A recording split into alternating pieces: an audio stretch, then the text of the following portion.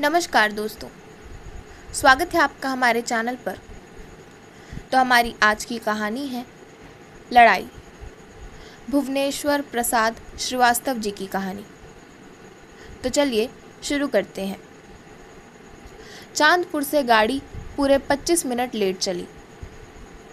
PWI की trolley लद रही थी और स्टेशन मास्टर की दयनीय निकम्मी शक्ल हमारी खिड़की के सामने से निकल गई।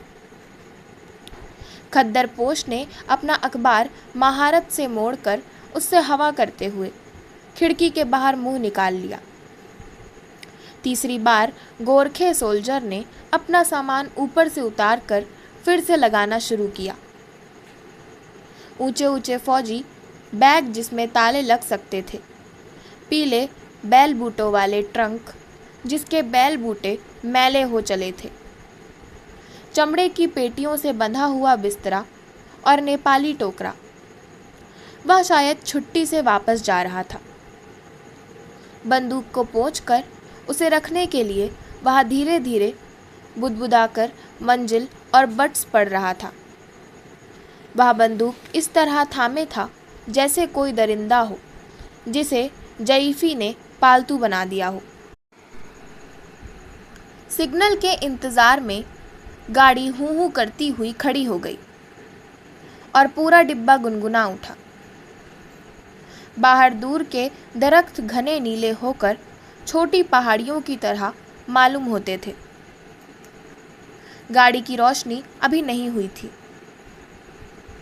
खद्दरपोश ने पूरा झुककर बाहर झांका और फिर जैसे अपने आप से कह दिया, सिग्नल नहीं है। कोने से स्टूडेंट ने अपनी खुश्ती हुई अचकन तहाकर अपने सिर के नीचे रख ली और छत की तरफ एकटक देखता हुआ धुएं के लच्छे बनाने लगा। वह विदूषकों की तरह विचित्र मुंह बनाता था। कोई अच्छा लच्छा बन जाने पर वह सामने वाली बेंच के कोने पर बैठी हुई महिला की तरफ विजय के साथ देखता था। महिला का पति ऊँघ गया था, पर गाड़ी के रुकते ही वह चौंक कर जगे रहने की कोशिश कर रहा था। चुपचाप बैठे हुए बच्चे की तरफ 1 मिनट घूरकर उसने अपनी स्त्री से एक बारगी पूछा, इंदर की बहू का बप्पा बई होगा खतौली में कि वो जागी अपने सौहरे। उसकी आवाज़ में एक बेवजह कर्कशता थी। महिला ने अनमने गर्दन हिलाकर एक अनिश्चित सा जवाब दिया। गाड़ी चल दी और वह पूरे पैर साड़ी से ढककर बाहर झांकने लगी। खद्दरपोश ने जम्हाई ली और अंगूठियों वाली उंगलियां से चुटकी बजाई। चट छट चट। स्टूडेंट का सिगरेट खत्म हो चुका था और वह अपना पर्स निकाले उसके अंदर उंगलियां डाले गिन रहा था। अंधेरा ज़्यादा हो गया था और बत्ती अब तक नहीं जली थी। पर्स को जेब में रखते हुए स्टूडेंट ने कहा, चोर हैं साले चोर। खद्दरपोश ने उसकी तरफ देखा और महारत से मुस्कुराकर फौरन मुंह दूसरी तरफ कर लिया। बाहर से अंधेरा जैसे बहकर डब्बे में आ रहा था। लोगों के चेहरे फीके पड़ गए थे। सोल्जर ने अपना बिस्तरा बिछा लिया था और अब फट फट फट उसकी शिकने मिटा रहा था। लड़का बेंच पर खड़े होकर उसकी तरफ अजीब लालसा से देखने लगा। बिस्तरा ठीक कर सोल्जर ने लड़के की तरफ देखा। वह उसे और उससे ज़्यादा उसकी माँ को हंसने की कोशिश में भाड़ों सा मुंह बना रहा था। खद्दरपोश ने आखिर पूछा, तुम कौन रेजिमेंट में हो? 146 गुरखा राइफल्स। सोल्जर वैसे ही बच्चे से उलझा हुआ था। कहाँ है तुम्हारा रेजिमेंट? मऊ कैंट में। लड़ाई होने वाली है, स्टूडेंट ने सिगरेट जलाते हुए कहा। खद्दरपोश फिर महारत से मुस्कुराया। महिला का पति, जो फिर ऊँघ सा गया था, जग कर खांसने लगा। लड़के को खिड़की से खींचकर बैठाते उसने महिला से कहा, देवी, सरधने वाले ने मेरठ में घास का ठेका लिया है।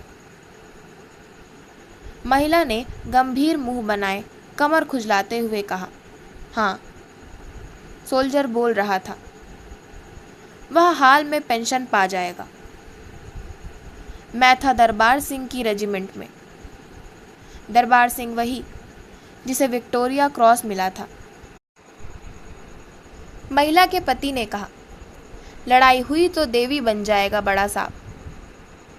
सबसे बड़ा कर्नैल मेहरवान है। जो महिला ने जंभाते हुए कहा, अब लो फौज का ठीका, मजा तो अब है। सोल्जर अपने छोटे छोटे पीले झुर्रीदार हाथ हवा में फहराकर कुछ कह रहा था। इन्हीं हाथों में सन 14 में 4 राष्ट्रों ने एक राइफल थमा दी थी कि वह अपने ही जैसे 2 हाथ पैर वाले जानवरों का शिकार करें। महिला ने कुछ चमक से भर्त्सना की, डले धरे हैं इस गांधी जी की गर्दी में। गांधी ने तो अपनी मिलें खड़ी कर ली। बच्चा डिब्बे भर में घूम घूम कर खिड़कियों को बार बार गिन रहा था। खद्दरपोश ने उसे अपने सामने से हटाकर महिला की तरफ देखा और फिर महारत से मुस्कुराया। स्टूडेंट ने जोर से कहा, लेकिन तुम किस लिए लड़े थे? तुम्हें क्या पल्ले पड़ा? चमकीले बटन, मुर्दे के तन से उतारी हुई वर्दियां, गर्मी, सूजाक वाली बदचलन नर्सें।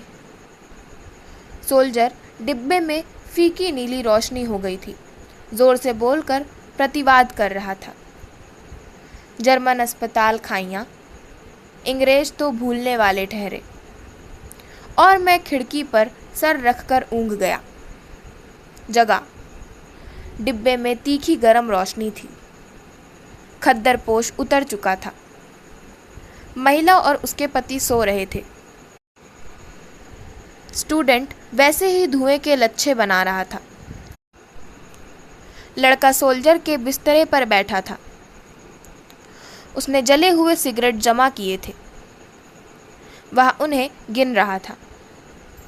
1, 2, 3, 5, वह कुल 10 थे। तो इसी के साथ मैं अपनी आज की कहानी लड़ाई का समापन करती हूँ। आशा करती हूँ आपको हमारी आज की कहानी लड़ाई पसंद आई होगी। अगर आपको हमारी आज की कहानी पसंद आई हो तो हमारे चैनल को सब्सक्राइब करें, वीडियो को लाइक करें और बेल आइकन दबाना ना भूलें। धन्यवाद।